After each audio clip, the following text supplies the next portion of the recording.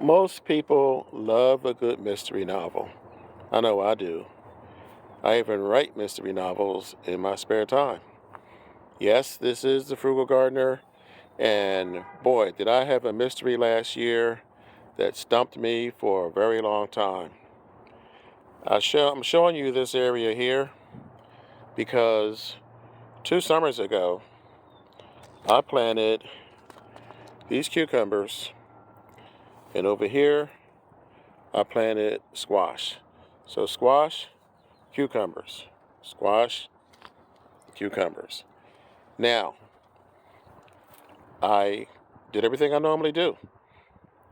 I amended the soil, I planted a few seeds, watered it, and bam, I had cucumbers all up and down here. I had cucumbers for the entire summer. As a matter of fact, I remember growing 57 cucumbers right in this area here. It's easy to remember because it's the name of the ketchup company.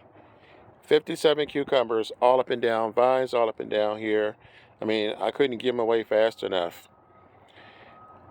And the following year, I planted them again, which was last year. And I waited, was excited. The plants came up. I even planted squash over here. Same thing. The squash blossoms came up, the plants came up, the flowers, the cucumbers. Everything was going gangbusters. And almost nothing happened. I got a whopping total of maybe 5 or 6 cucumbers. Now, how did I go from 57 cucumbers one year to 6 the following year? How did I go from having a bumper crop of squash one year and I got 0 last year? So I decided to investigate. I mean, it's the same area, the same type of seeds, the same soil. I did everything exactly the same. I could not figure it out. So the plot thickens. Later that summer, I planted again the cucumbers over here, but the squash I planted in a different area, and I got squash and I got cucumbers. So what the heck happened? How come I got squash and cucumbers in the summer in my second planting, but I didn't get them in the first? Well, it took me a while, like I said, but I eventually figured it out. It was because I planted earlier than what I normally plant. I plant in the spring, I plant in the summer, and I plant in the fall. This spring, because we had an early spring, which was last spring actually, I planted early. I covered my seeds, my seedlings. I made sure when the nights were cool, everything was covered. The cucumber plants survived, the squash plants survived, but there was one missing ingredient, and that was the bees. It was too early for the bees. So this was basically a waste of time because there was nothing out and about to pollinate these. People always blame the bees, so I have to say it's not just the bees. There are moths and butterflies, and there are different. Uh, there's hummingbirds. They also pollinate what we grow.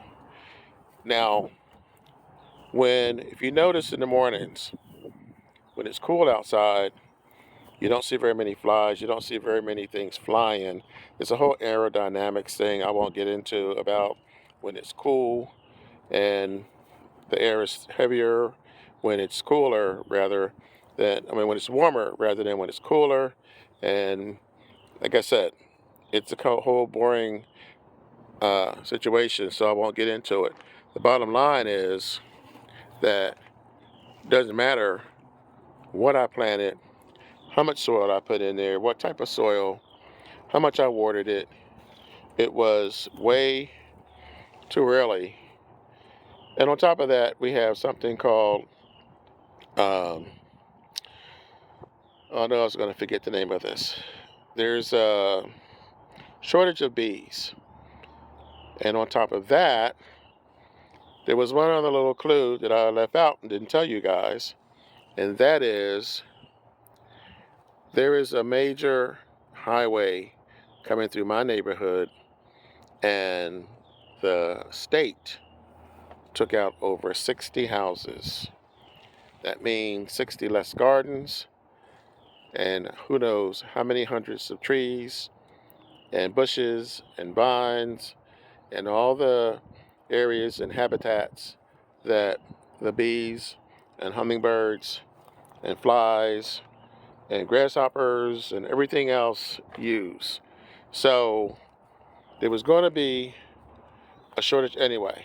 Colony collapse disorder. That was the name I was trying to think of.